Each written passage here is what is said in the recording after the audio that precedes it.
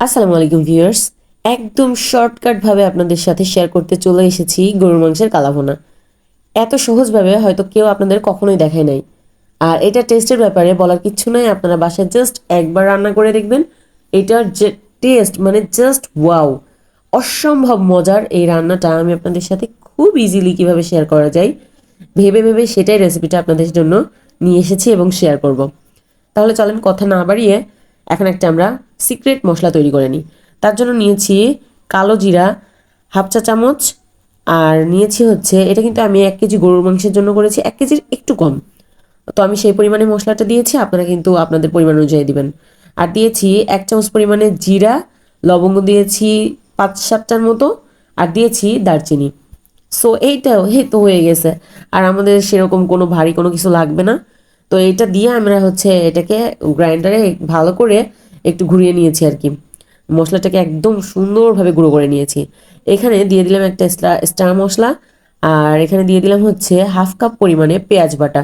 পেঁয়াজ বাটা কিন্তু must be দিতে হবে। আপনারা যদি মনে করেন যে পেঁয়াজ আমি এখানে এমনি কেটে কুচি করে কেটে দিব, সেটা কিন্তু এতটা টেস্ট ভালো হবে না।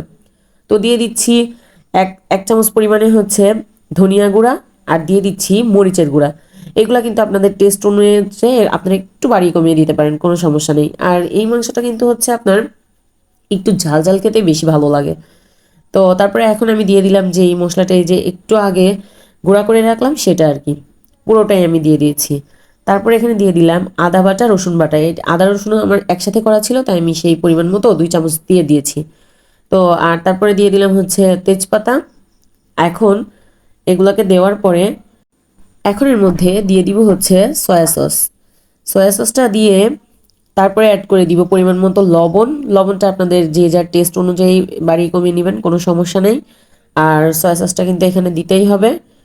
তো সয়া সস এই যে আমি দিয়েছি, আর এখানে দিয়েছি 1 টেবিল চামচ পরিমাণে সরিষার তেল। সরিষার তেলটা কিন্তু এখানে দিতেই হবে, তাহলে টেস্টটা খেতে অনেক বেশি হবে।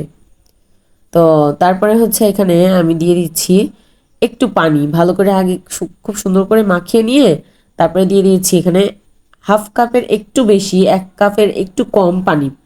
আর এই পানিটা দিয়ে কিন্তু আমি খুব সুন্দর করে আস্তে আস্তে একেবারে চুলার জালটা লো হিটে রেখে আমি প্রায় 40 মিনিট মতো এটাকে সিদ্ধ করে নিয়েছি খুবই ভালো করে। আর অবশ্যই কিন্তু যেহেতু তেলের পরিমাণটা খুবই কম দিয়েছি, বারবার কিন্তু এটাকে নেড়ে চেড়ে নিতে হবে, নাহলে কিন্তু নিচ থেকে লেগে যাবে, তাহলে ভালো লাগবে না। আর এভাবে করে আমি মাংসটাকে কষা কষা করে নিয়েছি। তো এখন এই যে আমি দিয়ে দিয়েছি পরিমাণ মতো তেল। তেলটা একটু বেশি দিতে হবে এখানে। আর দিয়েছি 4-5টার মতো হচ্ছে শুকনো মরিচ। আর তারপরে দিয়ে দিচ্ছি এর মধ্যে পেঁয়াজ কুচি। এখানে আমি একটু কুচিয়ে কেটেছিলাম পেঁয়াজটা। এখানে আমি হাফ কাপ মতো পেঁয়াজ দিয়ে দিয়েছি। তো হাফ কাপ পেঁয়াজ দেওয়ার পরে এখন বেরেস্ত টাইপ করে ভেজে নিতে হবে, একটু লাল লাল করে। তো এই কাজটা একটু ধৈর্য ধরে করতে হবে, আর নাড়াচাড়া মানে কন্টিনিউ করলেই ভালো হয় আর কি, কারণ পুড়ে যেতে পারে। তো তারপরে যখন বেরেস্তা মতো করে ভাজা হয়ে যাবে, তারপরে এখন ওই যে মাংসটা রান্না করে রেখেছে আগে থেকে সেটা এর মধ্যে দিয়ে দিচ্ছি। এইবার খুব ভালো করে ধীরে ধীরে চুলার জালটা লোতে রেখে খুব সুন্দর করে এটাকে আপনার ভেজে ভেজে নিতে হবে। মানে মাংসটা একেবারে ভাজা ভাজা করা যাবে না, জাস্ট ভেতরে একটু রসালো ভাব থাকবে সেই পর্যন্ত রেখে আপনার ভেজে নিতে হবে, মানে কষিয়ে নিতে হবে আর কি। তো এর মধ্যে কালারের জন্য দিয়ে দিয়েছি সামান্য পরিমাণ চিনি। এটা কিন্তু আপনাদের দিতেই হবে, এটা দিলে কালারটা অনেক বেশি সুন্দর হবে। এটা দিয়ে আমি আবারও খুব সুন্দর করে চুলাটা লো হিটে রেখে কষিয়ে নিচ্ছি। তো এভাবে যে আমার মাংসটা হয়ে গিয়েছে, এখন আমি নামিয়ে নিয়েছি, আপনাদের দেখিয়ে দিচ্ছি। আর এটা কিন্তু অনেক বেশি ভেতর থেকেও জুসি হয়েছিল, এই যে দেখেন হাতের একটু চাপে ভেঙে যাচ্ছে। Thanks for watching.